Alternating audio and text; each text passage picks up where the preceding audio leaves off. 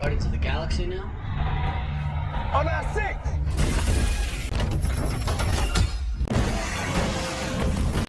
Holy shit. Halo semuanya, gimana kabar kalian hari ini? Mudah-mudahan kalian sehat semua ya.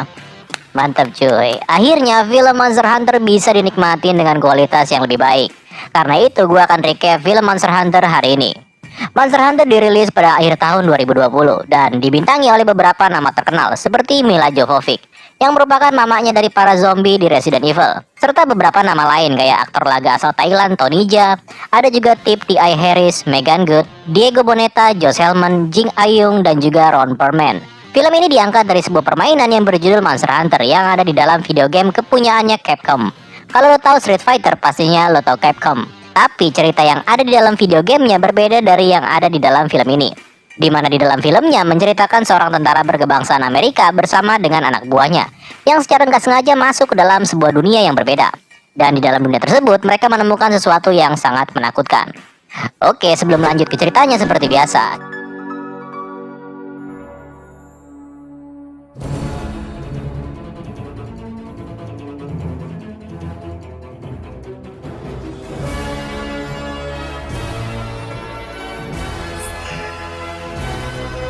film dibuka dengan realita yang berbeda dengan tempat di mana kalian sekarang ini lagi pada nonton sambil ngupil santai. Di mana di tempat ini penuh dengan hamparan pasir dengan suasana yang cukup mencekam. Lalu tiba-tiba muncullah sebuah kapal laut, macam kapal-kapal bajak laut gitu. Dan kapal ini melaju di atas pasir yang seakan-akan lagi berada di atas lautan. Tapi memang kapal ini bisa berjalan di atas pasir cuy.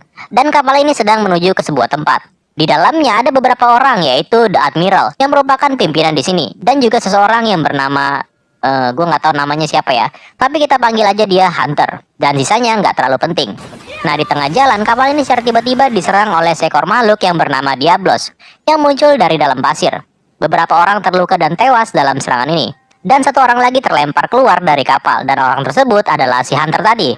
Scene pun berpindah ke dunia tempat kita berada nih, di mana di suatu tempat terlihat satu unit pasukan Amerika yang tergabung dalam operasi keamanan PBB. Pasukan ini dipimpin oleh seorang kapten yang bernama Artemis. Artemis memimpin satu grup pasukan kecil dalam sebuah misi untuk mencari keberadaan dari tim Bravo yang udah hilang di sekitar wilayah ini. Tim Bravo yang hilang itu sempat meninggalkan panggilan meminta bantuan sebelum mereka akhirnya menghilang entah kemana. Falcon Main, this is Bravo team. Do you copy? Falcon Main, something's in here with us. Send immediate support. Setelah mendengarkan rekaman suara terakhir dari tim Bravo itu, kemudian mereka pun melanjutkan pencarian tim yang hilang tersebut. Di perjalanan, satu anak buahnya yang bernama Dash kemudian memberitahu kalau ada banyak sekali bebatuan di sekitar mereka. Yang anehnya di bebatuan itu terukir tulisan-tulisan kuno dan terlihat sejajar antara satu dengan yang lainnya. Dan sampailah mereka di mana di sini mereka bertemu dengan satu lagi anak buahnya si Artemis yang merupakan seorang sniper yang bernama Link. Si Link ini mengatakan kalau jejak dari tim Bravo berhasil ditemukan, tapi anehnya kendaraan-kendaraan mereka berakhir di sini karena jejaknya menghilang tiba-tiba. Lalu kemudian sebuah badai pasir dengan ukuran yang sangat besar muncul di hadapan mereka. Bravo team reported a storm in their last transmission. Where the hell did that come from? Just came out of nowhere. Mengetahui kalau badai ini mungkin adalah bagian dari strategi musuh, maka mereka pun langsung tancap gas dan berusaha menghindar. Tapi rupanya semua pasukan ini bersama kendaraannya terlihat terombang-ambing dan terhisap oleh sebuah medan magnet besar. Di mana akhirnya mereka semua pun sampai dan tiba di dunia atau realita yang berbeda. Dan betapa kagetnya mereka ketika mengetahui kalau seluruh tempat ini diselimuti oleh pasir.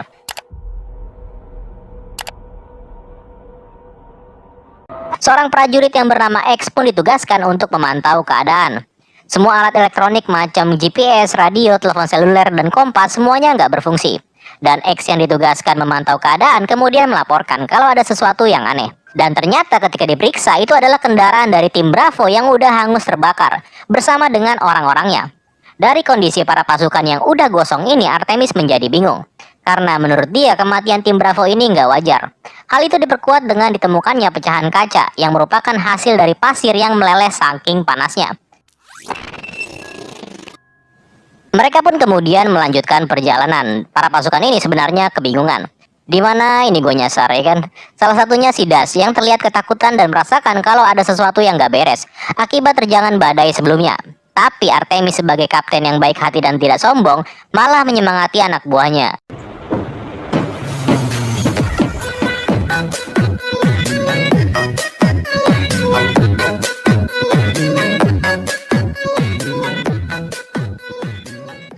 Dan dari kejauhan tampak seseorang yang sedang mengintai Artemis dan anak buahnya. Orang ini adalah si Hunter yang di kejadian awal tadi. Ternyata dia masih hidup cuy. Artemis dan anak buahnya tiba-tiba berhenti ketika melihat sebuah penampakan, yaitu tulang berulang yang ukurannya besar banget. Si Hunter secara tiba-tiba langsung melepaskan anak panahnya tepat ke arah tulang berulang tersebut. Rupanya Hunter mencoba untuk memperingatkan Artemis dan anak buahnya untuk pergi dari tempat ini. Namun karena mungkin mereka nggak saling kenal, maka pasukan ini malah menganggap Hunter sebagai ancaman. Dan mereka malah menembaki si Hunter. Lalu tiba-tiba dari arah belakang muncul sesuatu yang lebih berbahaya, yaitu si monster Diablos. Chief? On our six!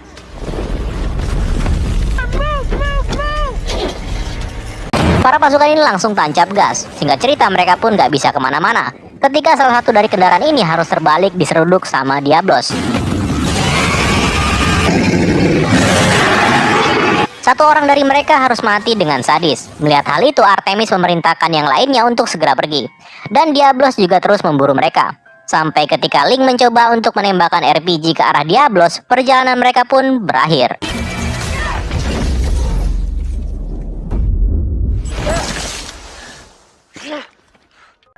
Mobil mereka pun terpelanting dan gak berapa lama monster itu muncul lagi yang langsung membunuh satu orang lagi.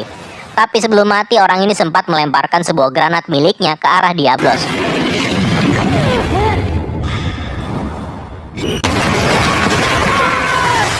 Tapi gak ngaruh apa-apa anjir. Kemudian mereka pun mundur dan berlari ke arah bebatuan.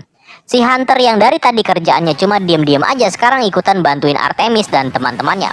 Artemis dan anak buahnya kemudian berhasil berlindung di dalam sebuah goa. Dan Diablos yang dari tadi kayak kesetanan sekarang kena batunya cuy, karena tanduknya copot sebelah. Diablos pun pergi dan kembali ke dalam pasir. Waktu pun hampir malam dan di sini Das lagi-lagi ketakutan dan dia bingung dengan semuanya ini.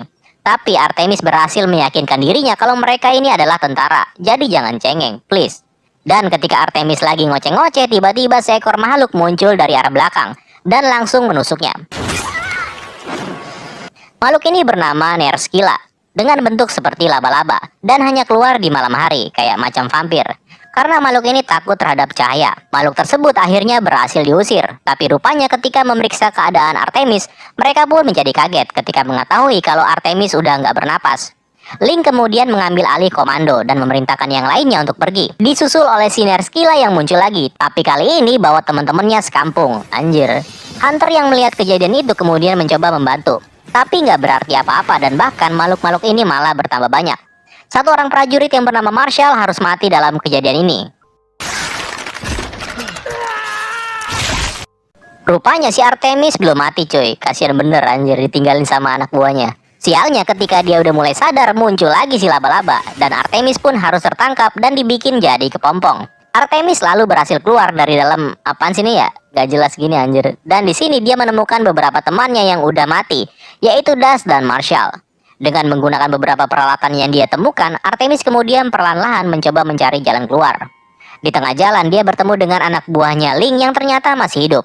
Dan kondisinya sangat kritis karena racun yang ada di dalam tubuhnya. Akibatnya dari dalam tubuhnya keluar makhluk kecil yang jumlahnya banyak sekali.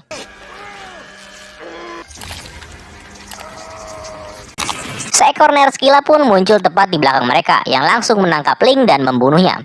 Dengan menggunakan alat penyemprot oksigen, Artemis berusaha keluar dari sergapan makhluk itu. Dengan susah payah Artemis akhirnya berhasil keluar sampai ke permukaan. Karena di luar siang hari maka makhluk-makhluk ini pun gak berani buat keluar. Dengan luka-luka yang dideritanya, Artemis kemudian mencari jalan keluar untuk kembali ke dunianya. Tapi mau kemana kalau pemandangannya kayak gini anjir. Kemudian dengan menggunakan sebuah batu, Artemis mencoba untuk memeriksa apakah si Diablo masih ada. Dan beneran aja masih ada cuy. Ini sih mirip-mirip kayak film Tremors kalau lo tahu. Yang kalau muncul ketika mendengar sesuatu di atas permukaan, anjir. Karena nggak bisa turun ke permukaan pasir, Artemis muter-muter di tempat ini. Dan sampailah dia di mana dia melihat banyak sekali kapal-kapal khas bajak laut yang terlihat terbengkalai. Karena Artemis sangat-sangat haus, maka dia pun mencoba mengeksplorasi. Kali aja gitu kan ada aqua-aqua nganggur. Tapi bohong. Nah, karena merasa ada seseorang yang mengintainya, Artemis pun menjadi siaga 1. Dan benar aja, tiba-tiba Hunter muncul yang langsung menodongkan pisau ke arahnya. Pertarungan seru pun terjadi antara mamanya para zombie melawan pendekar Muay Thai level 99.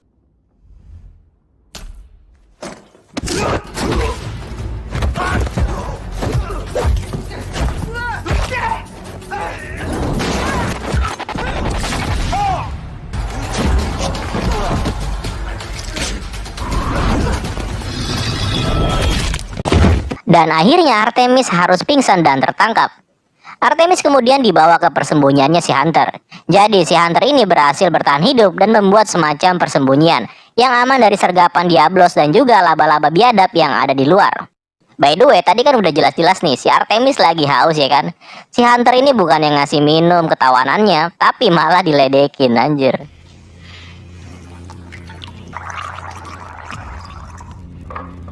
Nah, di tengah malam ketika si Hunter lagi melakukan sebuah ritual atau berdoa mungkin, Artemis dengan lihai mencoba melepaskan ikatan yang ada di tangannya, menggunakan potongan batu yang sebelumnya sempat diambil. Di pagi harinya Hunter pun terbangun dan mencoba memeriksa keadaan, di mana tampak di kejauhan sebuah bangunan berdiri tegak yang dikelilingi oleh awan gelap. Ketika Hunter kembali ke dalam, Hunter dikejutkan dengan Artemis yang ternyata udah menghilang, dan tiba-tiba muncul dari arah belakang. Dan sekarang Hunter yang gantian diikat. Artemis juga gantian ngeledekin si Hunter, tapi nggak berhasil. Nah, Artemis kemudian memandangi tempat di mana Hunter sebelumnya melakukan ritual.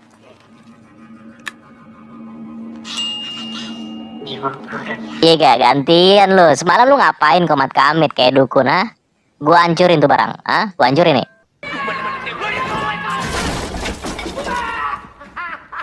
Dan benar aja, setelah itu mereka pun bertarung sekali lagi.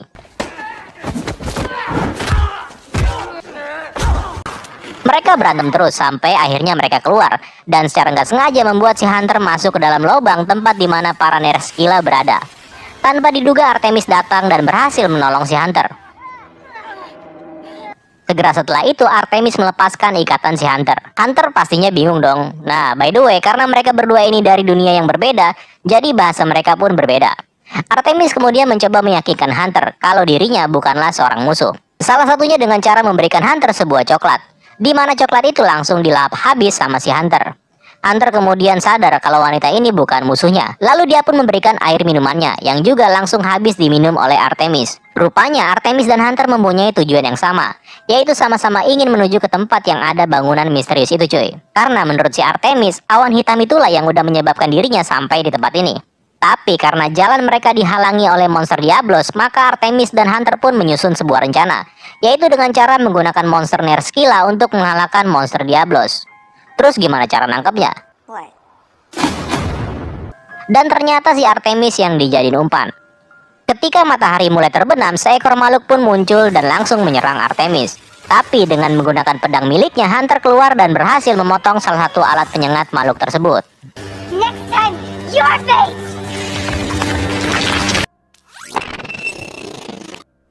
Di malam harinya, Artemis kemudian mengetahui kalau ternyata Hunter setiap malamnya selalu melakukan ritual ini untuk hanya sekedar mendoakan keluarganya.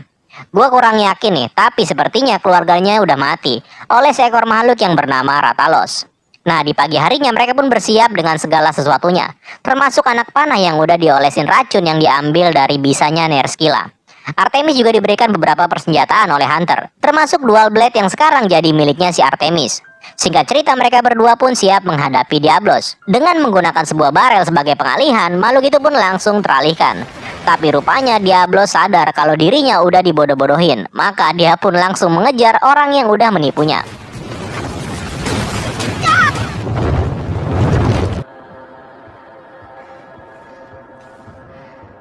Hunter kemudian mencoba memancing makhluk itu ke arahnya, sehingga Artemis dapat mengambil sebuah RPG yang berada tepat di dalam Humvee milik pasukannya. Dalam kejar-kejaran itu, Hunter berhasil menancapkan panah beracun tepat ke mata kiri si Diablos. Akibatnya mata makhluk ini pun menjadi terluka. Artemis berhasil mengalihkan perhatian si Diablos dan kemudian menembakkan RPG tepat ke arahnya. Tapi makhluk ini tekbal cuy. Nah, mengetahui kalau Artemis dalam bahaya, Hunter lalu muncul tepat di atas kepala Diablos dan menusukkan pedangnya.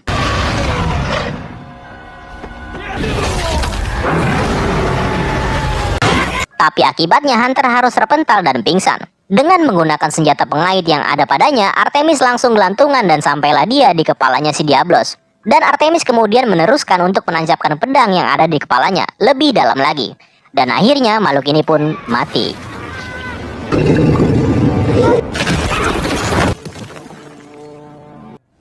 Dengan menggunakan kulit Diablos, Artemis kemudian membawa Hunter yang kritis menuju ke arah awan gelap, yang merupakan tujuan mereka berdua. Nah, di tengah jalan tiba-tiba badai pasir pun datang. Dengan menggunakan tenda darurat dan alat-alat medis, Artemis berhasil menyelamatkan nyawanya si Hunter.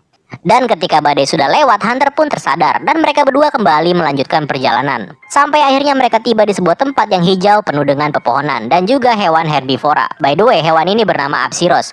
Mirip-mirip Stegosaurus ya. Nah, ketika Artemis melihat air yang sebegitu banyaknya, perasaan dahaga pun menyelimuti dirinya. Hunter pun mempersilahkan Artemis untuk meminumnya, tapi tiba-tiba seekor ikan muncul dari dalam air. Hunter dengan cepat berhasil membunuhnya, dan rupanya Hunter sengaja melakukan itu sebagai umpan untuk mendapatkan ini ikan, yang bernama Cephalos. You know what I'm gonna do next time you're dying in the desert? Nothing. Dan mereka pun akhirnya bakar ikan cuy.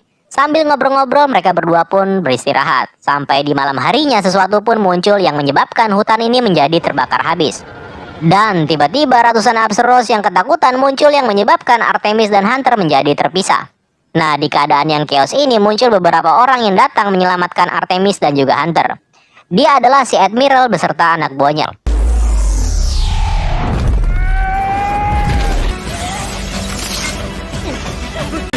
Ketika keadaan udah mulai terkendali, Artemis pun mencoba berterima kasih. Tapi sebuah tonjokan maut mendarat di mukanya Artemis, dan si Artemis pun menjadi pingsan.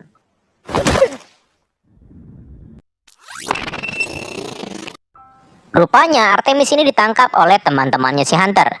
Teman-temannya Hunter ini nggak tahu siapa Artemis ini sebenarnya.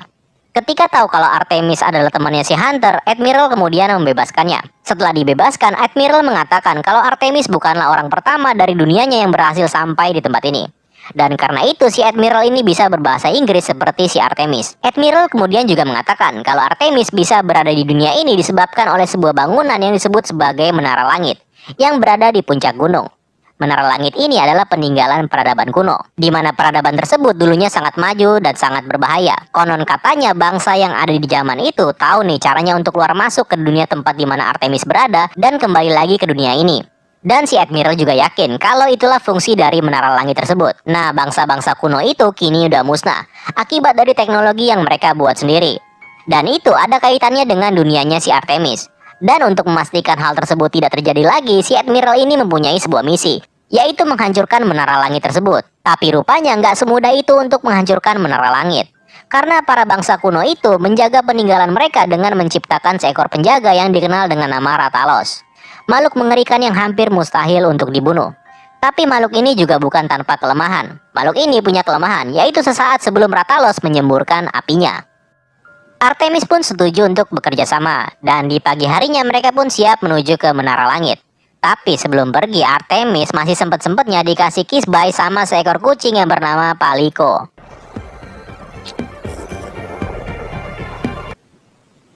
Dan sampailah mereka di Menara Langit. Dan memang benar, ternyata Menara Langit ini yang udah menciptakan badai, sehingga terbukalah gerbang antar dua dunia. Namun ketika baru beberapa langkah memasuki area ini, Rathalos muncul dan langsung menyerang mereka.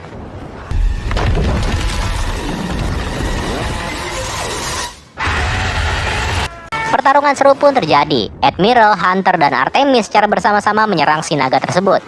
Tapi akibatnya Artemis terpaksa harus melompat dari atas tebing karena udah tersudut. Karena itu dia pun harus masuk ke dalam pusaran badai, yang ternyata membawanya kembali ke dunianya. Artemis pun terdampar di padang gersang sampai tim penyelamat datang dan membawa dirinya pergi.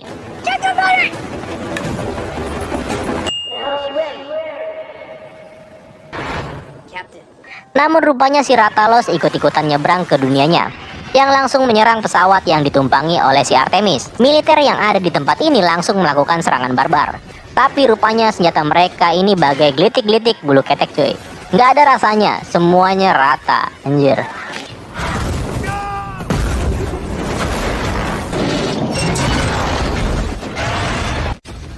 Ini bos terakhir cuy, keras. Gila sini naga nggak ada obat.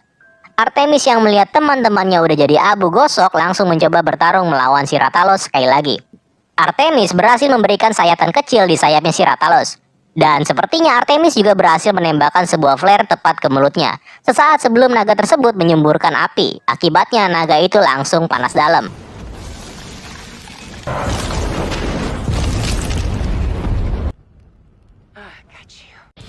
Tapi rupanya ini naga kuat juga cuy, alias belum mati. Dan tanpa diduga ternyata Hunter juga datang ke sini untuk membantu Artemis melenyapkan si Rathalos. Dan Rathalos pun harus mati.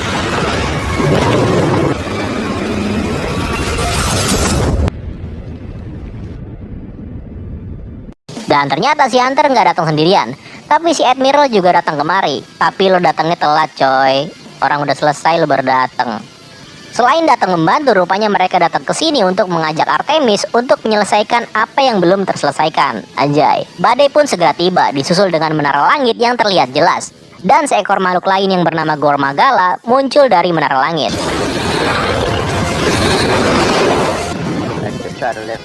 Dan mereka pun langsung menyerang makhluk itu. Tapi ceritanya harus tamat sampai di sini cuy. Mohon maaf nih cuy, harus tamat cuy.